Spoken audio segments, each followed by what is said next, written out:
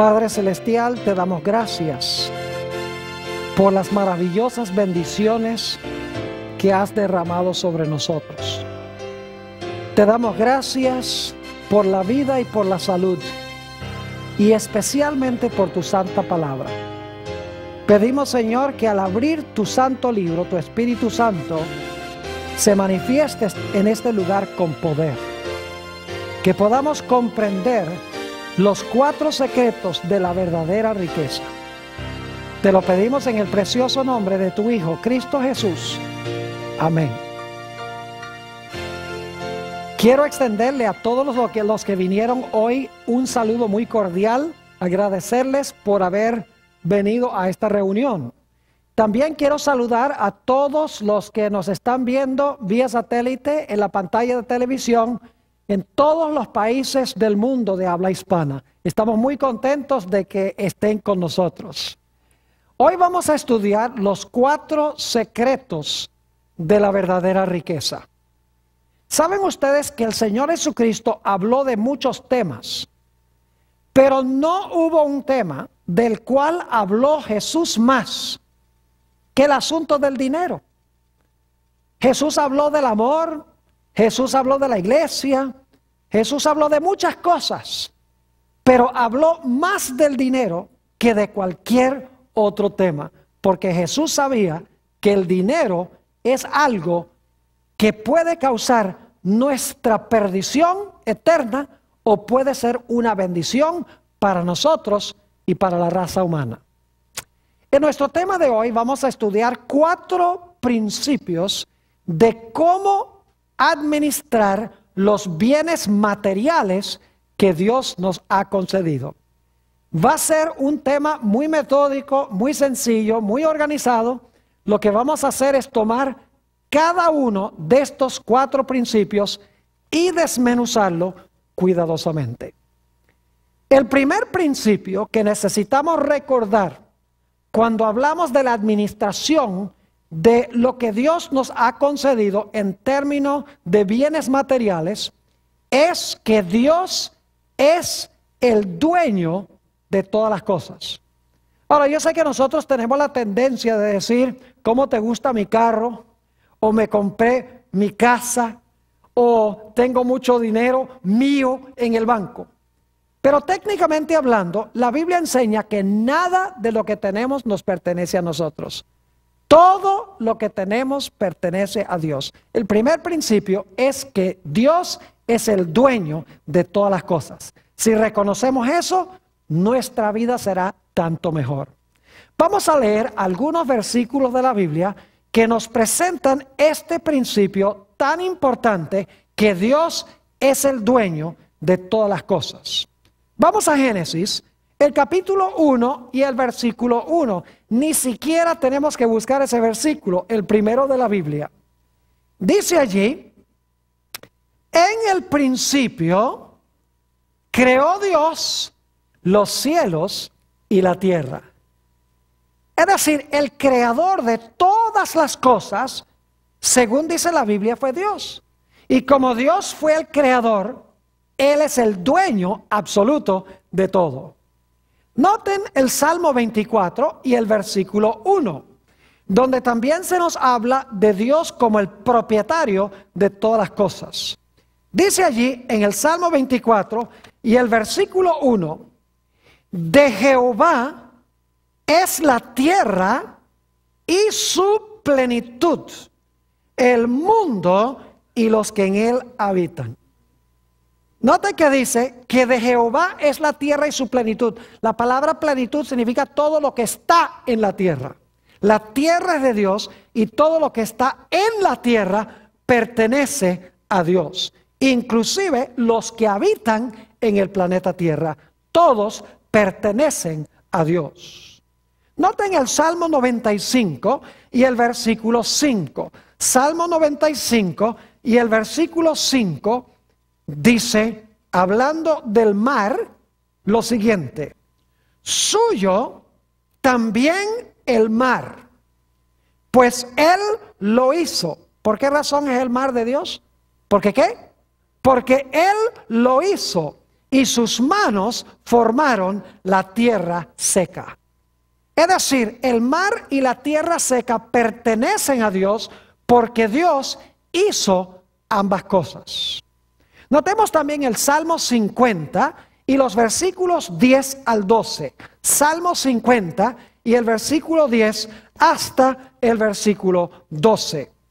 Dice allí lo siguiente, hablando Dios: porque mía es toda bestia del bosque y los millares de animales en los collados. Conozco todas las aves de los montes, y todo lo que se mueve en los campos me pertenece. Si yo tuviese hambre, no te lo diría a ti, porque mío es el mundo y su plenitud. Los cielos son de Dios, la tierra es de Dios. La plenitud de lo que está en la tierra es de Dios. Las bestias son de Dios. Las aves son de Dios. Ahora, ¿qué diríamos del oro y la plata? Oh, también son de Dios. Noten el libro de Ageo, el capítulo 2 y el versículo 8. Ageo, el capítulo 2 y el versículo 8. Aquí está hablando Dios y fíjense lo que dice. Mía es la plata y mío es el oro, dice Jehová de los ejércitos. ¿De quién es el oro y la plata? El oro y la plata pertenecen a Dios. Ahora yo pregunto, ¿de quién es nuestro cuerpo? El cuerpo que tenemos nosotros, ¿a quién pertenece? La Biblia nos dice que nuestro cuerpo pertenece también a Dios. Noten 1 Corintios, el capítulo 6 y los versículos 19 y 20. 1 Corintios, el capítulo 6 y el versículo 19 y 20. Dice aquí el apóstol San Pablo: ¿o ignoráis que vuestro cuerpo es templo del Espíritu Santo, el cual está en vosotros, el cual tenéis de Dios, y que no sois vuestros? Porque habéis sido comprados por precio. Glorificad pues a Dios en vuestro cuerpo y en vuestro espíritu, los cuales son ¿de quién? Los cuales son de Dios. Nuestro cuerpo y nuestro espíritu pertenecen ¿a quién? Pertenecen a Dios. Fíjense qué interesante el panorama que estamos viendo. La tierra es de Dios, el cielo es de Dios, la plenitud de lo que está en la tierra es de Dios, las bestias son de Dios, los árboles son de Dios, el oro y la plata pertenecen a Dios, nuestro cuerpo pertenece a Dios y nuestro espíritu, que es nuestra mente, también pertenece a Dios. Hay muchos que dicen por ahí: bueno, este cuerpo yo puedo hacer lo que yo quiera con él, porque al fin y al cabo es mío. Especialmente aquellos, por ejemplo, que creen en el aborto, dicen: yo puedo hacer con mi cuerpo lo que yo quiera. En realidad la Biblia enseña que nuestro cuerpo no es nuestro. Nuestro cuerpo pertenece a Dios. Ahora el apóstol Pablo en 1 de Timoteo 6 y el versículo 7 expresa el mismo principio. Y yo creo que ustedes estarían de acuerdo conmigo y con el apóstol Pablo. 1 de Timoteo 6 y el versículo 7. Dice allí el apóstol Pablo: porque nada hemos traído a este mundo y sin duda nada podremos sacar. ¿Saben ustedes algo? Que ni la ropa que tenemos puesta la trajimos al mundo, porque entramos al mundo desnudos. Y no podemos tampoco sacar nada de este mundo. Mientras Dios nos da vida, tenemos. Mientras que no estamos recibiendo vida de Dios, no tenemos. Es decir, todo pertenece a Dios. Noten Deuteronomio 8 y el versículo 18. Dios, hablándole al pueblo de Israel, tuvo unas palabras muy sabias que hablar. porque posiblemente Israel pensaba que ellos podían ganar riquezas por sí mismos. Deuteronomio 8 y el versículo 18. Dice allí: si no, acuérdate de Jehová tu Dios, porque Él te da el poder para hacer riquezas, a fin de confirmar su pacto que juró a tus padres, como en este día. ¿Quién es el que da poder para adquirir riquezas? Es Dios el que da poder para adquirir riquezas. Porque las riquezas pertenecen ¿a quién? Las riquezas pertenecen a Dios. Cuando Salomón fue a construir el templo, encontramos que Salomón elevó una oración o una plegaria a Dios. Y quiero que noten la oración que elevó, o parte de la oración que elevó Salomón a Dios. Se encuentra en Primera de Crónicas 29 y vamos a leer solamente los versículos 14 y 16. Primera de Crónicas 29, 14 y 16. Dice aquí: porque ¿quién soy yo y quién es mi pueblo para que pudiésemos ofrecer voluntariamente cosas semejantes? Es decir, habían traído muchos dones para construir el templo. Salomón dice: ¿quiénes somos nosotros para haber traído estas cosas? Pues todo es tuyo, dice Salomón en su oración, y de lo recibido de tu mano te damos, oh Jehová, Dios nuestro, toda esta abundancia que hemos preparado para edificar casa a tu santo nombre, de tu mano es, y todo es tuyo.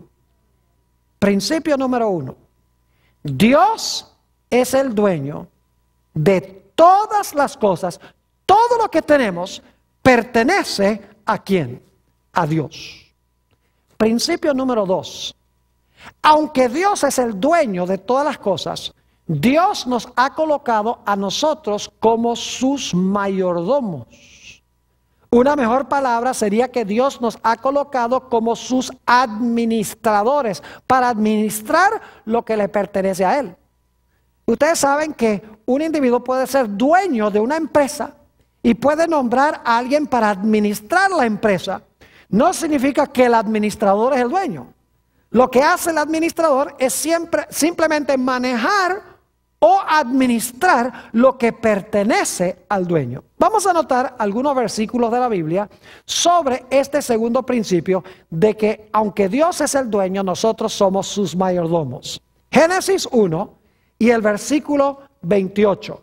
Está hablando aquí de la creación de Adán y Eva y dice esto: y los bendijo Dios y les dijo: fructificad y multiplicaos, y llenad la tierra y sojuzgadla, y señoread en los peces del mar, en las aves de los cielos, y en todas las bestias que se mueven sobre la tierra. Noten que Dios colocó a Adán y Eva para administrar lo que Él creó, porque dice que debían sojuzgar la tierra, señorear sobre la tierra, y que debían en realidad cuidar lo que Dios había creado. Noten también Génesis 2 y el versículo 15. Génesis el capítulo 2 y el versículo 15.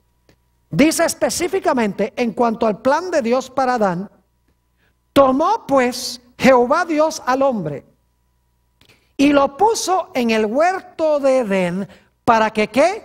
Para que lo labrara y lo guardase. Es decir, que Génesis deja muy en claro que aunque Dios era el dueño de todo, porque Él lo creó, Dios colocó a Adán y Eva para administrar, cuidar, mejorar y gobernar sobre lo que Dios había hecho. Ahora, hablemos un poco sobre las características que debe tener un mayordomo para que pueda ser reconocido fiel por el dueño. Vamos a Primera de Corintios, el capítulo 4 y el versículo 2. Acabo de mencionar esta característica de un buen mayordomo, de un buen administrador. Dice en Primera de Corintios, el capítulo 4 y el versículo 2: Ahora bien, se requiere de los administradores que cada uno sea hallado ¿qué? Que cada uno sea hallado fiel. Es decir, un administrador no debe estar robándole al dueño. Un administrador maneja lo que pertenece al dueño, pero no roba lo que no le pertenece. Es decir, una primera característica de un buen mayordomo es que debe ser fiel. Una segunda característica de un buen mayordomo es que el buen mayordomo mejora y multiplica lo que pertenece al dueño. No lo deja así nomás. Noten Mateo, el capítulo 25 y el versículo 27. O sea, Mateo 25 y el versículo 27. Aquí está hablando en la parábola de los talentos lo siguiente. Dice, por tanto, debías haber dado mi dinero a los banqueros, y al venir yo hubiera recibido lo que es mío con intereses. Es decir, el buen mayordomo no solamente cuida lo que pertenece al dueño, sino que lo multiplica. Es decir, lo mejora. Es fiel y gana intereses a lo que el dueño, lo que es del dueño, en otras palabras. Ahora, otra característica de un mayordomo fiel es que un mayordomo fiel le rinde al dueño los frutos en el tiempo en que debe hacerlo. Es decir, las ganancias se las rinde al dueño cuando el dueño lo exige y lo pide. Noten Mateo 21 y el versículo 34. San Mateo, el capítulo 21 y el versículo 34. Esta es la famosa parábola de la viña. Y dice allí, y cuando se acercó el tiempo de los frutos, envió, está hablando de Dios, envió a sus siervos, a los labradores, para que recibiesen sus ¿qué? Sus frutos. Es decir, un mayordomo es fiel. En segundo lugar, un mayordomo multiplica lo que pertenece al dueño. En tercer lugar, un buen mayordomo le rinde al dueño lo que el dueño espera a su debido tiempo. Noten otra característica de un mayordomo fiel. Lucas 16 y el versículo 2. San Lucas 16 y el versículo 2. Algún día un mayordomo tiene que rendirle cuentas al dueño. Es decir, el dueño va a examinar los libros para ver si el mayordomo o el administrador llevó bien la contabilidad. Dice en Lucas 16, 2. Entonces le llamó y le dijo, ¿qué es esto que oigo acerca de ti?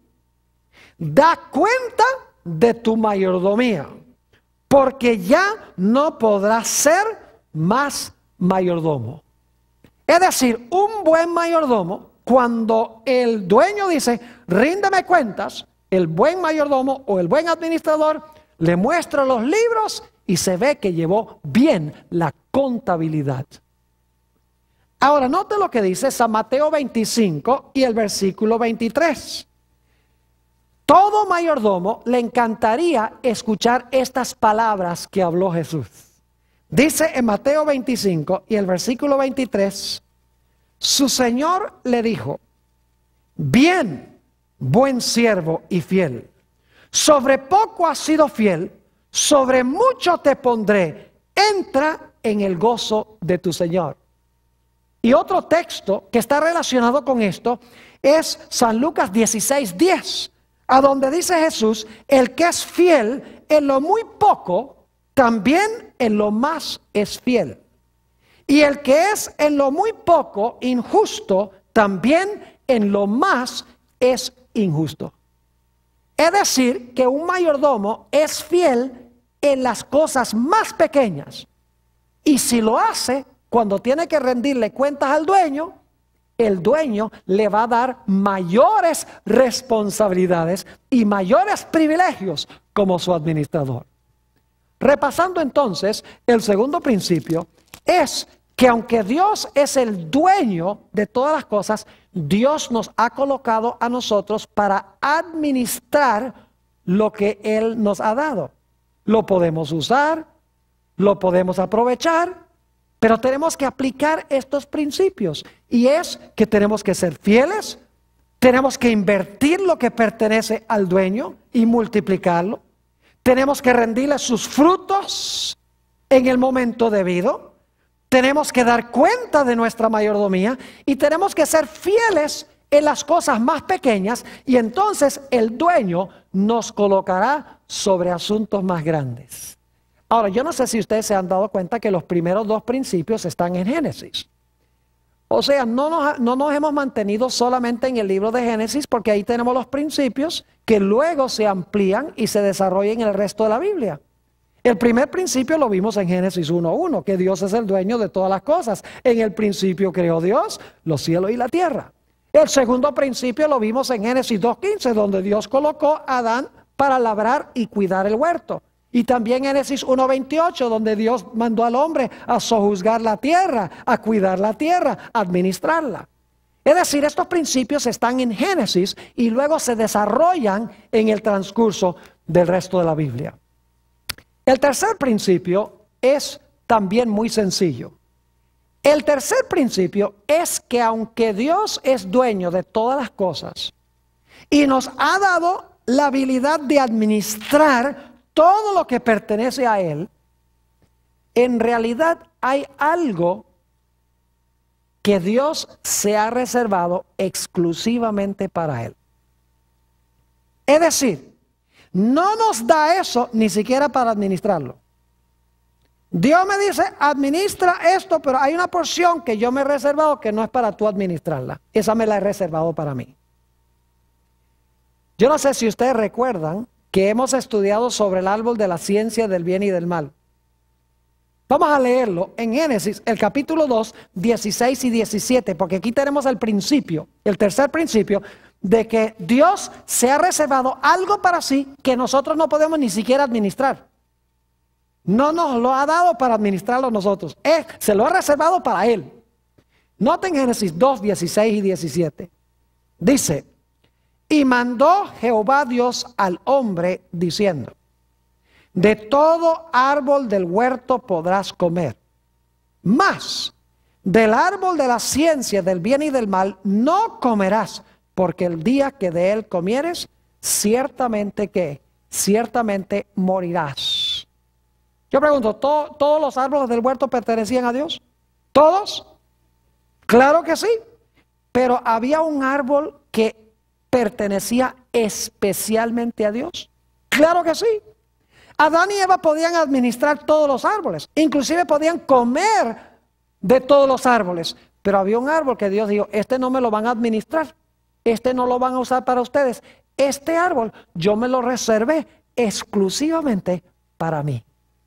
Ahora yo pregunto, de nuestros recursos materiales, Dios nos ha dado una porción que le pertenece exclusivamente a Él y que nosotros no tenemos derecho ni siquiera de administrarlo.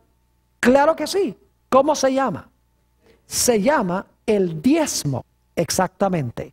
Vamos a leer un poco en cuanto al diezmo en la Escritura. Fíjense que tenemos estos principios en Génesis, ¿verdad que sí?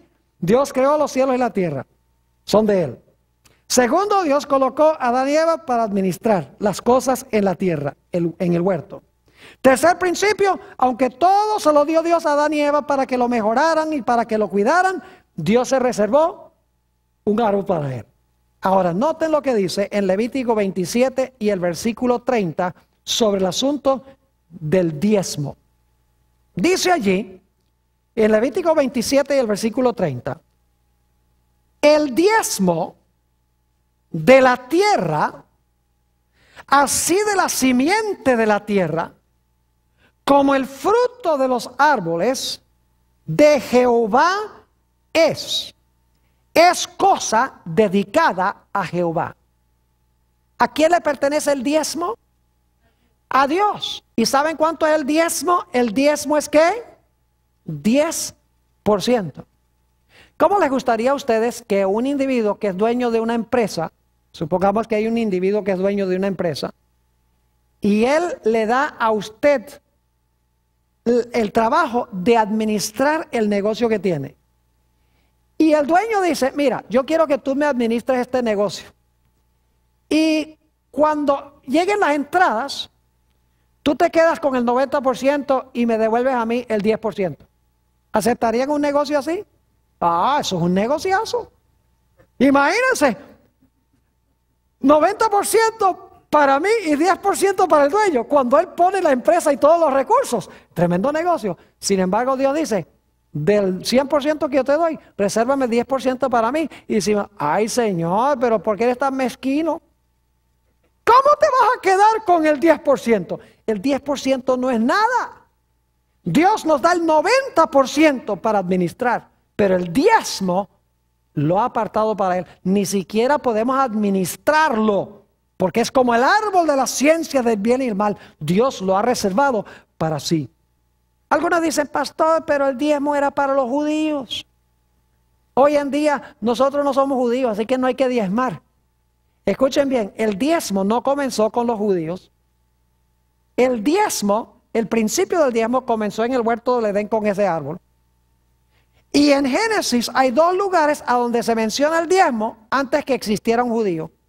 Noten Génesis, el capítulo 14 y el versículo 18 al 20. Génesis 14, 18 al 20. Esto está hablando de Abraham. Y dicho sea de paso, Abraham no era judío. Dice en Génesis 14, 18 al 20, que después que Abraham regresó trayendo a Lot, a quien habían llevado de rehén, con todos los bienes que habían robado esos individuos, esos reyes que habían venido a pelear contra Sodoma, dice, entonces Melquisedec, rey de Salem y sacerdote del Dios Altísimo, sacó pan y vino. Fíjense que dice aquí que Melquisedec sacó ¿qué? Pan y vino. Ahí tenemos una prefiguración de la Santa Cena que se menciona en el Nuevo Testamento. Dice, y le bendijo diciendo, bendito sea Abraham del Dios Altísimo. Ahora escuchen, creador de los cielos y la tierra. ¿Qué es Dios? ¿Qué es el Altísimo? ¿Qué? Creador de los cielos y la tierra. Bendito sea el Dios Altísimo que entregó tus enemigos en tu mano. Dos cosas. Dios es el creador y Dios entregó los enemigos en manos de Abraham. ¿Y qué hizo Abraham como resultado de reconocer a Dios como creador y de reconocer a Dios como el libertador? Dice en la última parte del versículo 20, y le dio a Abraham los diezmos de todo. Es decir, Abraham reconoció que Dios era el dueño y que era el libertador o el redentor antes que existiera un judío. Existe, en otras palabras, el principio del diezmo ya en el libro de Génesis. También en el capítulo 28, después que Jacob vio ese sueño de la escalera que iba desde la tierra hasta el cielo, y subían y bajaban ángeles sobre esa escalera, note lo que dice Jacob después de ver la escalera. Génesis 28 y el versículo 22. Dice allí, Jacob, y esta piedra, 28-22, y esta piedra que he puesto por señal será casa de Dios. Y de todo lo que me dieres, el diezmo apartaré para ti. ¿Qué prometió Jacob? Devolverle a Dios, ¿qué cosa? El diezmo. Entonces el diezmo no comenzó con Moisés. El diezmo no comenzó con los judíos. Porque la Biblia nos dice que Abraham y Jacob ambos diezmaron. Y en Génesis el capítulo 2 tenemos en el árbol que Dios se reservó para sí ya el principio del diezmo. Es decir, aunque todo el dinero en realidad pertenece a Dios, Dios se ha reservado el 10% para él. Ahora, ¿para qué es que Dios mandó a la gente a devolver o a pagar el diezmo? Note lo que dice en Números 18, 20 y 21.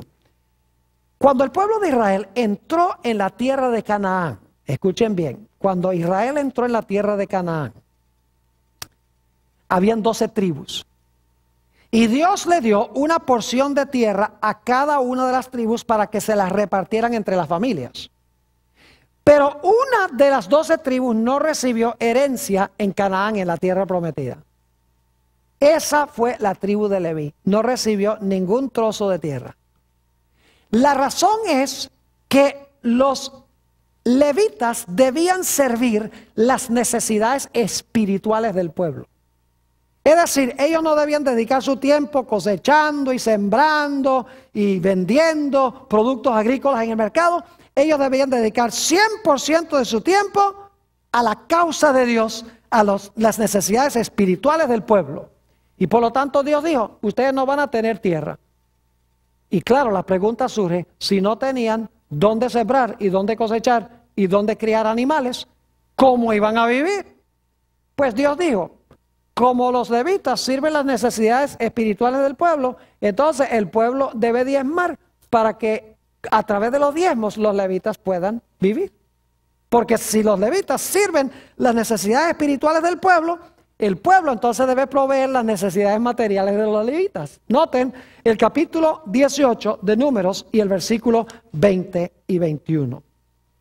Y Jehová dijo a Aarón, de la tierra de ellos, es decir, de los cananeos, no tendrás heredad, ni entre ellos tendrás parte. Yo soy tu parte y tu heredad en medio de los hijos de Israel.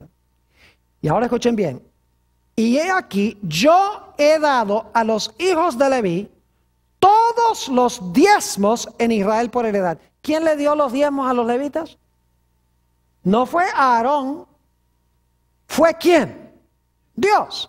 Es decir, Dios dice, el diezmo es mío y ahora el diezmo mío yo se lo voy a dar a los levitas. Sigue diciendo, y he aquí yo he dado a los hijos de Leví todos los diezmos en Israel por heredad. ¿Y por qué razón?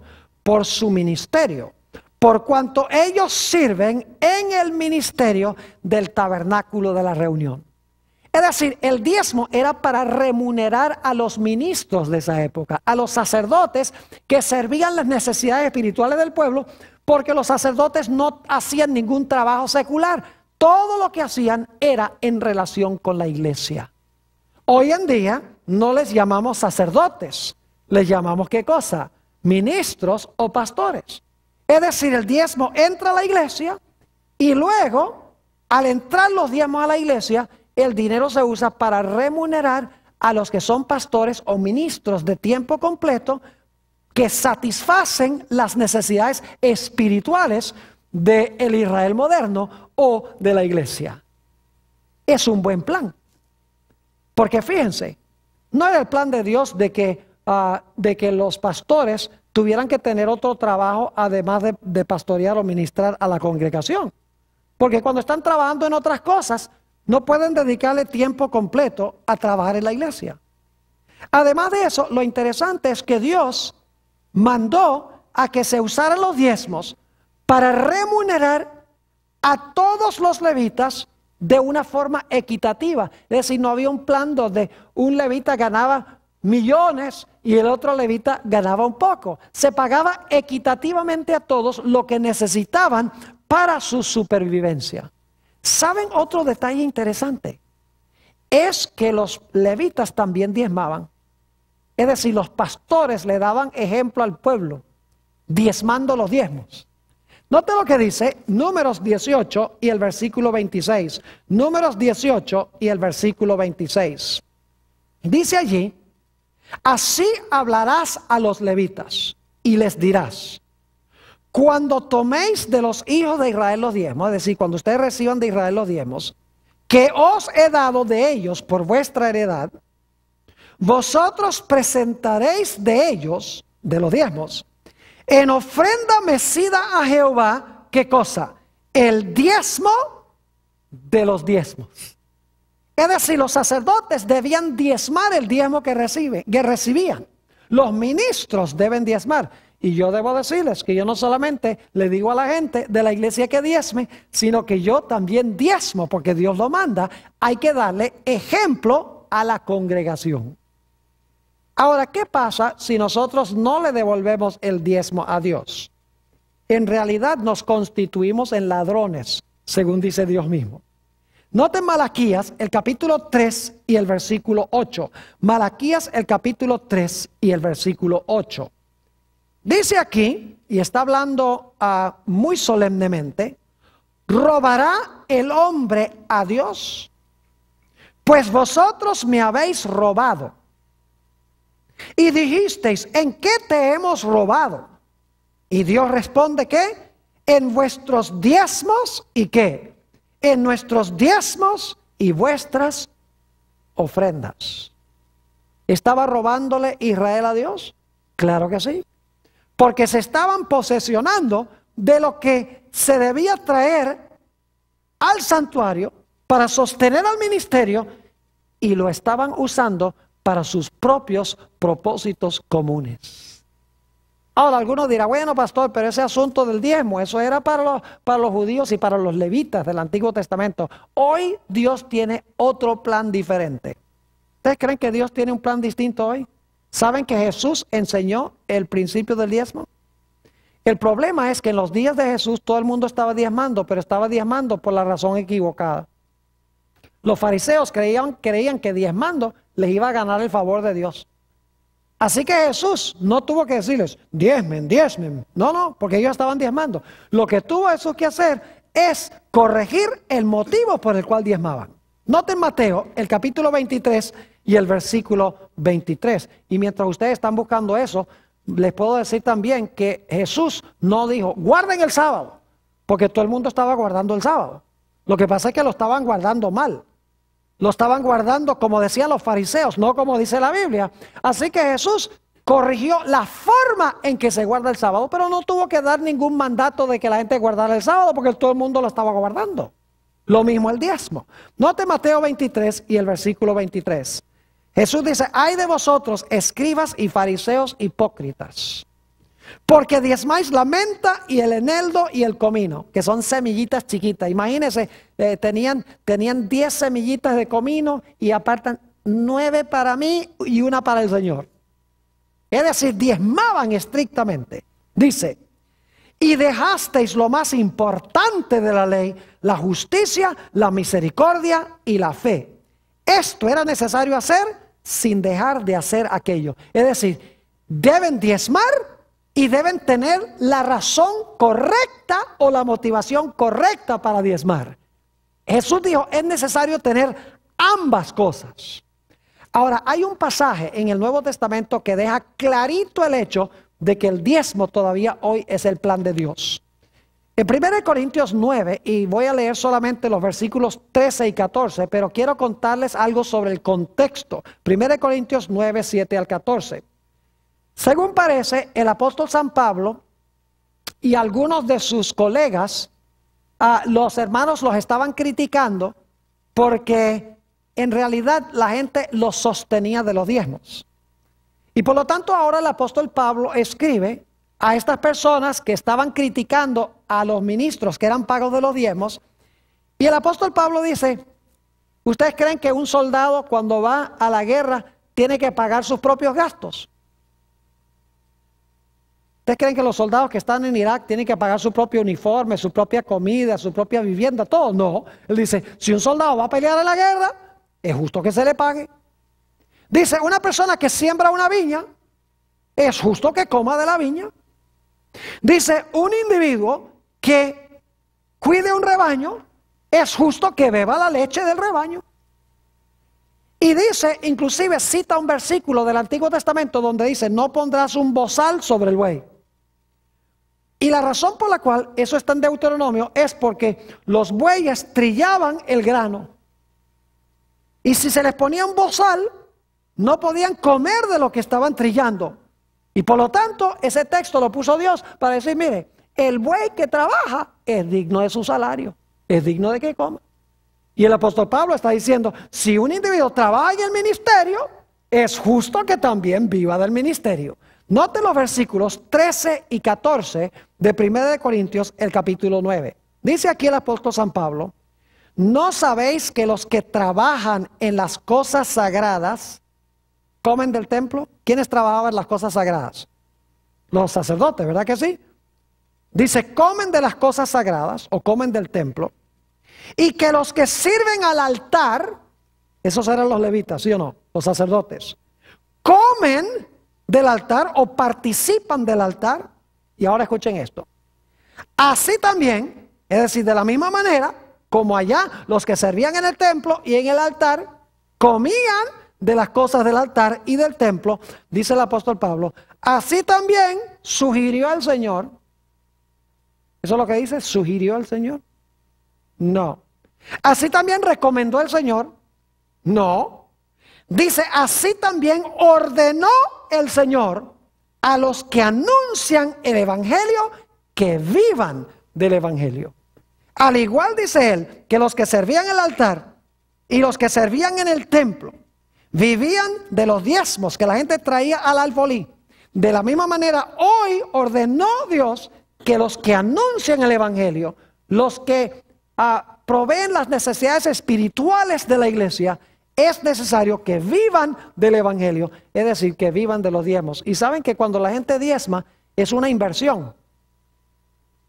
Porque cuando ustedes meten el dinero del diezmo en el plato de la ofrenda, el resultado es que el pastor va a servir sus necesidades espirituales. Es decir, ustedes lo que están haciendo es invirtiendo para que el pastor tiempo completo pueda hacer bautismos, pueda tener campañas evangelísticas, pueda predicar los sábados, pueda visitarlos cuando están enfermos, puedan ir al hospital, etcétera. Es decir, el diezmo es una inversión que nos regresa a nosotros en los servicios del ministro.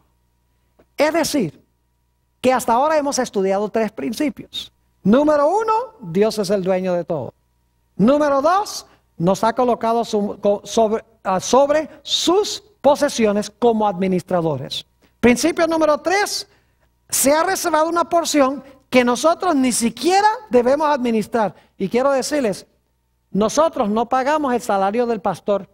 El salario del pastor lo paga Dios. Porque el diezmo es de Dios, así que no se crean de mucho.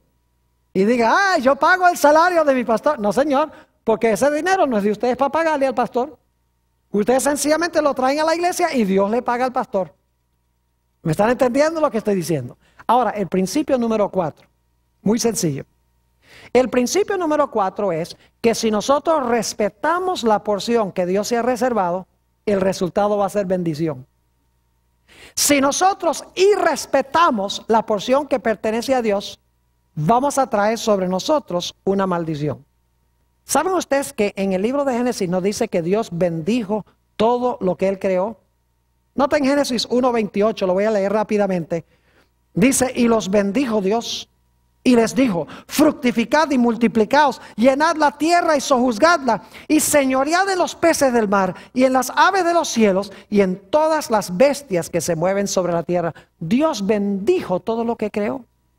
Pero luego en Génesis, el capítulo 3, dice que Adán y Eva pecaron. ¿Y saben cuál fue el pecado de ellos? Se agarraron lo que Dios se había reservado para él. Podríamos decir que se agarraron el diezmo de Dios para usarlo para ellos.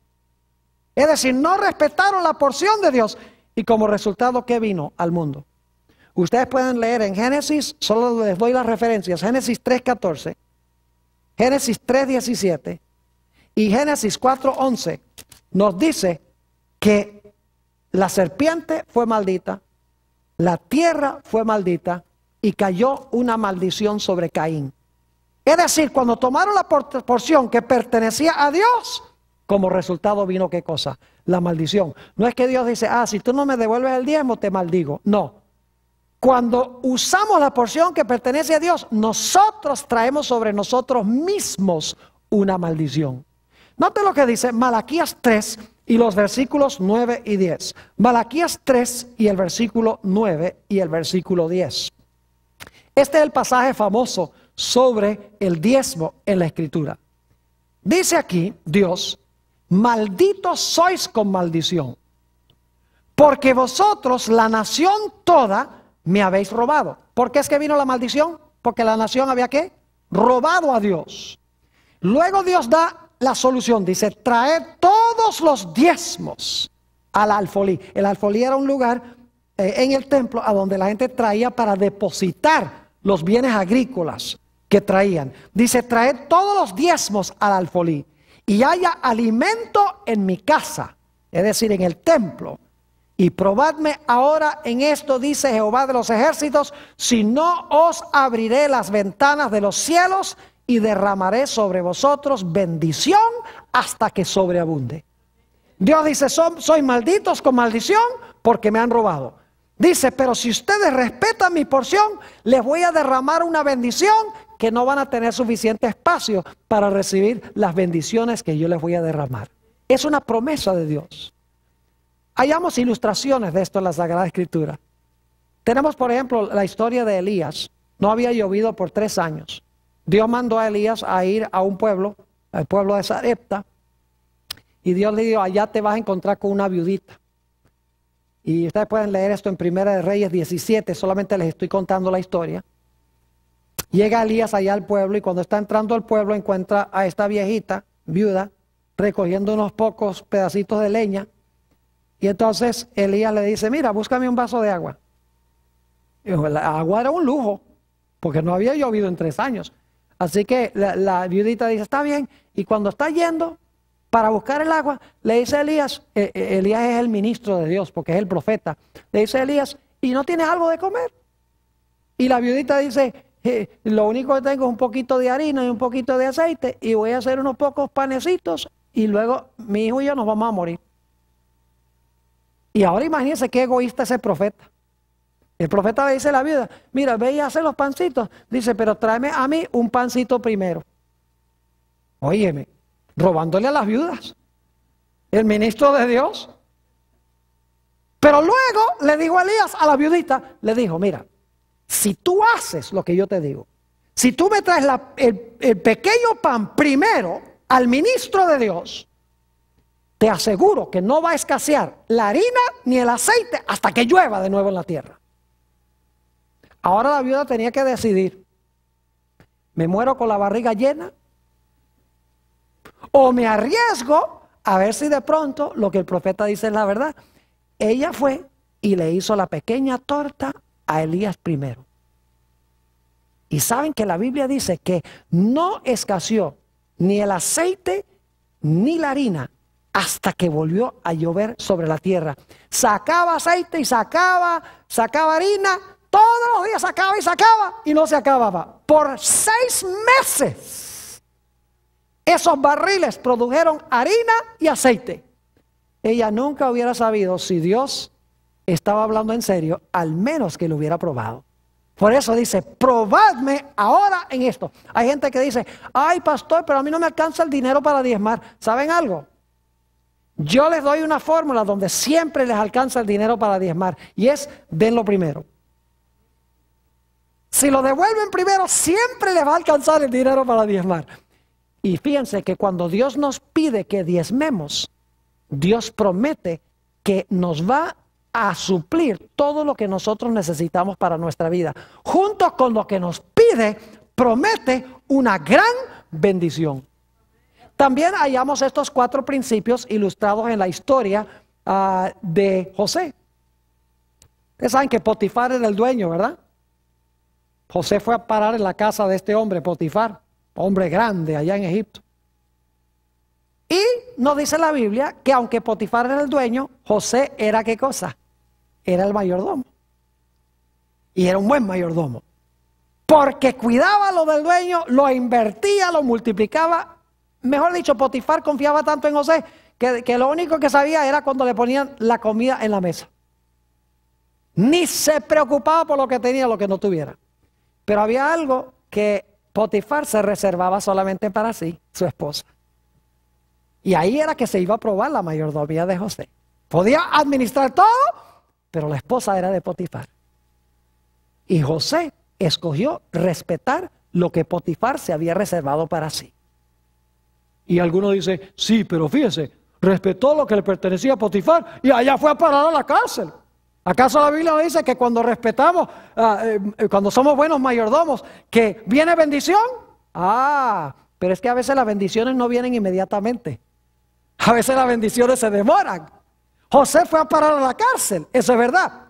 Pero para hacer una larga historia corta, al final, como resultado de ir a la cárcel, Conoció al copero de Faraón, llegó a ser el primer ministro de Egipto y llegó a librar a su familia de morir de hambre. Dios ciertamente lo bendijo. No crean que Dios inmediatamente que empiecen a diezmar les va a llover billetes del cielo. No, a veces se demora, pero Dios promete que no nos va a faltar.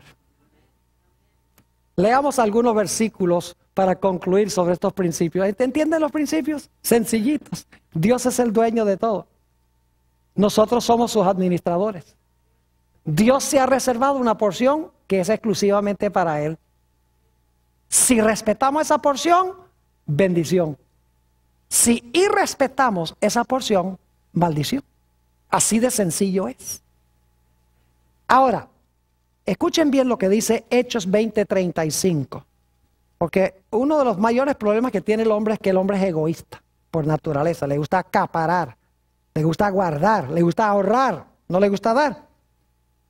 Dice el apóstol San Pablo en Hechos 20:35.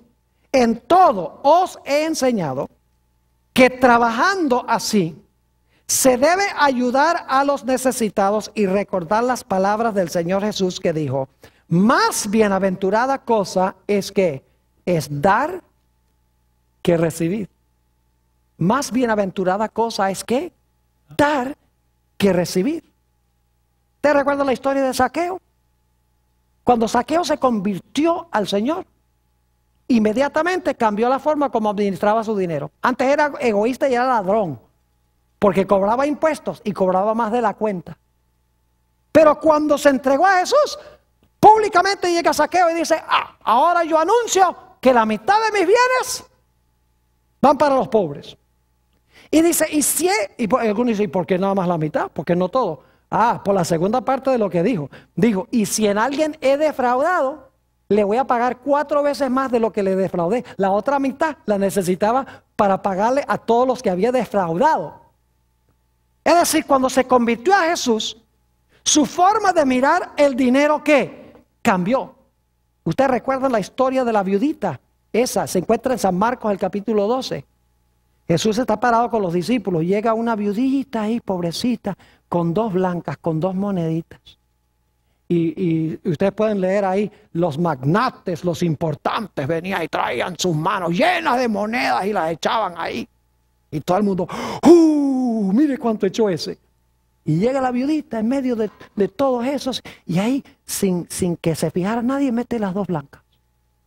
Y dice ahí en San Marcos, el capítulo 12, Jesús dice: miren, le dice a los discípulos, esa viudita dio más que todos los demás, porque ellos dieron de lo que les sobraba, pero ella dio todo lo que tenía. ¿Saben ustedes que nuestra generosidad no se mide por lo que damos, sino por lo que nos queda después que damos? No registró eso, ¿verdad? El sacrificio no se mide por lo que damos, sino por lo que nos queda después que hemos dado. Si damos y nos queda un montón, no hemos hecho ningún sacrificio. Lo que hizo que la viuda hubiera dado más es que cuando ella dio, no le quedó nada. Eso es sacrificio de verdad. Note lo que dice el apóstol Pablo, 1 Timoteo 6 y el versículo 9 y 10. El dinero es un peligro grandísimo, queridos hermanos y amigos. Es un peligro. Puede traer mucha bendición al mundo, pero también representa un peligro para nosotros. 1 Timoteo 6, 9 y 10.